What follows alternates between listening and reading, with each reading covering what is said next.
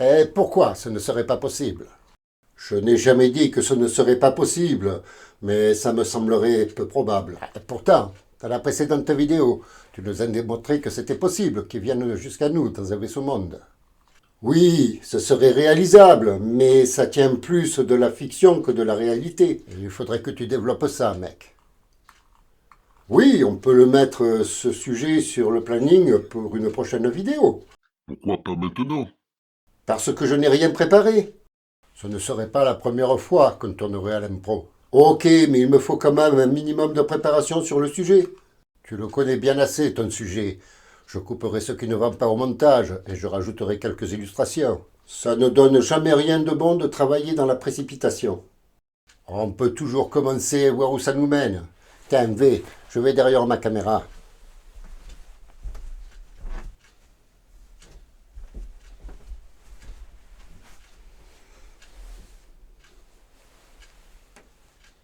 Ok, tu me dis quand tu es prêt. C'est bon, ça tourne déjà. Tout à l'heure que j'ai fait la mise au point, j'ai oublié d'arrêter la caméra. C'est tout bon alors. C'est quand tu veux. Clap! Bonjour les cacouacs. Salut les jeunes. Salut la compagnie. Je le disais dans une précédente vidéo, notre système solaire est jeune à l'échelle de l'univers. Et rien que dans la Voie lactée, on estime qu'il y a environ 400 milliards d'étoiles, dont la plupart peuvent avoir une ou plusieurs planètes en orbite. Donc, compte tenu de ce volume, les chances pour que la vie se soit développée ailleurs sont loin d'être nulles. Et sur certaines planètes, la vie aurait pu se développer bien avant nous. Alors, pourquoi on n'a jamais vu d'extraterrestres? Ah, justement, on a plein de témoignages de personnes qui ont vu des ovnis. Tu ne peux pas le nier.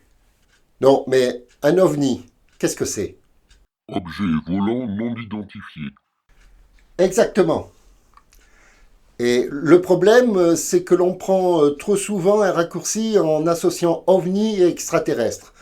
Seulement, ce n'est pas parce que l'on n'a pas identifié ce que l'on a vu que ce n'est pas forcément terrestre. Ok, dans certains cas, tu as raison, mais il y a quand même des phénomènes qu'on ne peut pas expliquer. Oui, c'est vrai, mais ce n'est pas parce qu'on ne peut pas l'expliquer qu'il n'y a pas d'explication. Et alors, pourquoi l'explication ne serait pas extraterrestre? De tous les témoignages, photos ou vidéos qui ont été rapportés, même si dans certains cas on n'a pas pu prouver que ce n'était pas extraterrestre, on n'a jamais pu prouver que ça l'était non plus. Donc, il y a quand même un doute raisonnable dont on doit tenir compte. Il n'a pas tort. Bien sûr que l'on doit en prendre compte. Mais avant de prendre ce genre de raccourci, il y a énormément d'autres hypothèses bien plus rationnelles. Tu le dis toi-même, les chances pour que la vie se soit développée ailleurs sont loin d'être nulles. Alors, pourquoi ne pas admettre que ça puisse être extraterrestre? Parce que, de toutes les hypothèses, c'est peut-être la moins rationnelle. Il y a une chose dont la plupart des gens ne prennent pas en compte, c'est la distance. Nous avons quasiment la certitude que nous sommes les seuls dans notre système solaire. Il y a peut-être de la vie sous-glaciaire dans les lunes de Jupiter ou Saturne, mais si c'était le cas, elle ne serait pas en mesure de venir nous visiter. Quant aux 3 planètes dans la zone habitable de notre Soleil, Vénus, Terre, Mars, nous savons très bien que même si la vie aurait pu se développer sur les 3, seule la Terre a pu la conserver. Si donc il y a une vie intelligente autre que chez nous, c'est forcément dans un autre système solaire, dont nous sommes forcément séparés de plusieurs années-lumière. Je suis d'accord avec toi, mais si la vie s'est développée ailleurs, bien avant nous, ils ont des chances d'avoir une technologie bien plus avancée que la nôtre, ce qui leur permettrait de couvrir cette distance, non? Oui, pourquoi pas? Eh bien, déjà parce que les lois de la physique sont les mêmes partout dans l'univers. Donc, même s'ils avaient une technologie bien plus avancée que la nôtre, ils ne pourraient quand même pas dépasser ni même s'approcher de la vitesse de la lumière. Un voyage entre 2 systèmes solaires prendrait une éternité. Attends, mec. Dans la précédente vidéo, tu nous as parlé d'un vaisseau monde. Ok. Alors revenons vite fait sur ce qu'est un vaisseau-monde.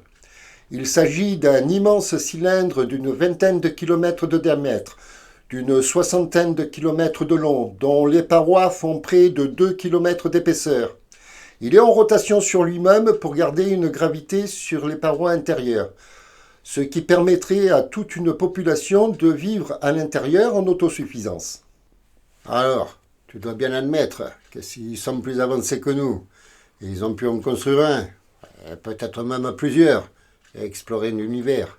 C'est une théorie qui tient la route, oui, mais imagine ce que c'est que de construire un tel vaisseau. Ce n'est pas construire une pyramide, c'est un chantier dantesque. Des milliards de tonnes d'acier qu'il faut extraire et raffiner directement dans l'espace, à partir d'astéroïdes. Imagine déjà un disque de 20 km de diamètre sur 2 km d'épaisseur d'acier, rien que pour l'un des bouts du vaisseau. Puis construire un cylindre sur une soixantaine de kilomètres de long et toujours 2 km d'épaisseur, pour finir par un autre disque égal au premier. Et là, nous n'en sommes qu'à la structure. Et il faut encore importer des milliards de kilomètres cubes de terre, d'eau, d'atmosphère aussi. Imagine des milliards et des milliards de mètres cubes d'air respirable. Et quand bien même ils achèveraient un tel chantier, faut-il encore pouvoir le mettre en rotation et le propulser dans l'espace? Il faudrait une énergie considérable pour mettre en mouvement une telle structure.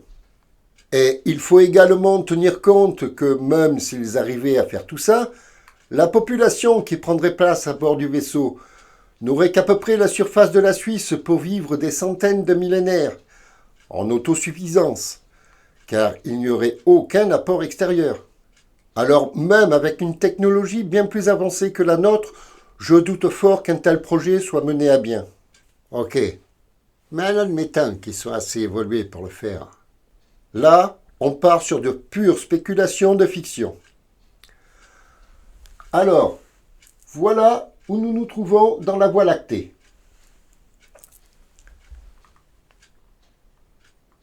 Voilà à peu près où sont rendues les zones radio à la vitesse de la lumière depuis plus d'un siècle que nous en émettons. Et si la vie s'était développée ici, imagine le temps qu'il leur faudrait pour arriver jusqu'à nous. Tout en sachant que, aussi avancés qu'ils soient, ils n'atteindraient jamais la vitesse de la lumière. Même s'ils n'atteignent pas la vitesse de la lumière, ils pourraient éventuellement s'en approcher, non? Pas de beaucoup, en tout cas. Car il faudrait une telle énergie que le vaisseau ne pourrait pas contenir.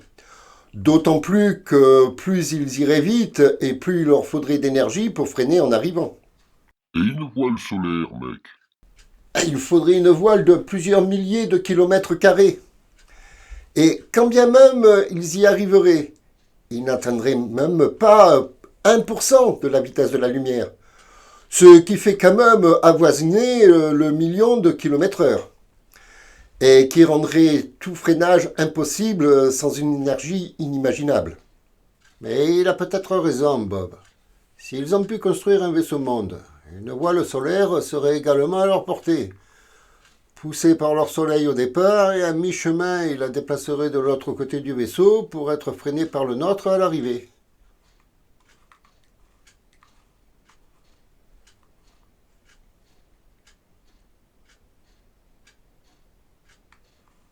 Ça va, mec?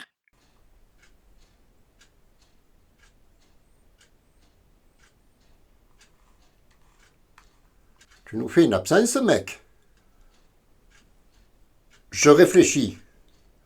Oui. On nage toujours en pleine science-fiction, mais oui, pourquoi pas? Donc, s'ils ont pu arriver jusqu'à notre système solaire, les ovnis qu'on voit dans le ciel peuvent bel et bien être d'origine extraterrestre. Là, tu prends un super raccourci, mec. Imagine-toi que si un tel vaisseau gravitait autour de notre Soleil, il ne passerait pas inaperçu. Ils savent peut-être bien se cacher.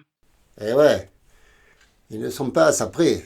Ils gravitent peut-être incognito autour du Soleil. Oui, c'est vrai que nous ne sommes plus à ça près dans les extrapolations. Mais s'ils savaient aussi bien se cacher, Pourquoi nous aurions vu des ovnis? Ils ne seraient pas allés cacher eux aussi? C'est pas faux. Je ne sais pas. Peut-être que nous ne les aurions vus uniquement lorsqu'ils auraient pu avoir une défaillance de leur système de camouflage. Après tout, pourquoi pas? Donc, tu dois bien admettre qu'il est possible que nous soyons visités par des extraterrestres. Non, je n'admets rien sans preuve. Comme le disait Carl Sagan, une affirmation extraordinaire nécessite des preuves extraordinaires. Alors oui, dans l'absolu, tout est possible. Mais sans preuve pour le confirmer, ça ne reste que des hypothèses. Et des hypothèses, il y en a de toutes sortes. Tout au long de cette vidéo, nous avons imaginé comment des extraterrestres auraient pu venir jusqu'à nous. Et nous voyons bien que même si ça reste plausible, même s'ils existent quelque part dans la galaxie, même s'ils étaient assez avancés pour mener à bien un tel projet, il leur faudrait des milliers, voire des millions d'années de voyage avec le risque de voir leur espèce s'éteindre à bord du vaisseau monde, bien avant d'avoir pu atteindre le premier système solaire le plus proche de chez eux. Alors oui, j'imagine que la vie aurait pu se développer dans d'autres systèmes solaires. Mais ce n'est qu'une hypothèse de plus. J'imagine aussi que toutes les planètes où la vie aurait pu émerger, devrait y en avoir qui soient plus avancés que nous et qui puissent coloniser d'autres planètes de leur système solaire. J'imagine déjà moins qu'ils puissent atteindre d'autres systèmes solaires. Mais pourquoi pas? Alors oui, on peut imaginer qu'une civilisation beaucoup plus avancée que la nôtre ait pu construire ce genre de vaisseau-monde. Qu'ils en construisent plusieurs en orbite autour de la planète. Puis au fil des siècles, plusieurs de ces vaisseaux partent découvrir d'autres systèmes solaires. En revanche, s'ils avaient pu venir jusqu'à chez nous, j'imagine que nous aurions d'autres preuves que des phénomènes dont nous n'avons pas encore trouvé d'explication logique. Car ce n'est pas parce que nous n'avons pas trouvé d'explication rationnelle que c'est forcément extraterrestre. Et entre nous, s'ils découvraient une planète habitée après un si long voyage, vous croyez qu'ils resteraient cachés pour nous observer? À mon avis, nous aurions déjà des rencontres du troisième type. N'hésitez pas à donner votre avis en commentaire, à partager la vidéo avec celles et ceux que vous pensez être intéressés par ce sujet. Offrez-nous un sympathique pouce en l'air si vous avez aimé cette vidéo. Et si ce n'est déjà fait, abonnez-vous et activez la cloche pour ne pas manquer les prochaines vidéos. Allez, salut l'équipe. Ouais, j'imagine que quelque part dans la galaxie, il existe des extraterrestres qui sont déjà venus nous visiter. Mais dites-moi ce que vous en pensez dans les commentaires. Salut la jeunesse. Moi, je n'ai pas d'opinion, mais revenez nous voir dans les prochaines vidéos. Prenez toujours le temps et le plaisir d'en parler les uns avec les autres. Au revoir à toutes et à tous. Et revenez de plus en plus nombreux, les cacouacs.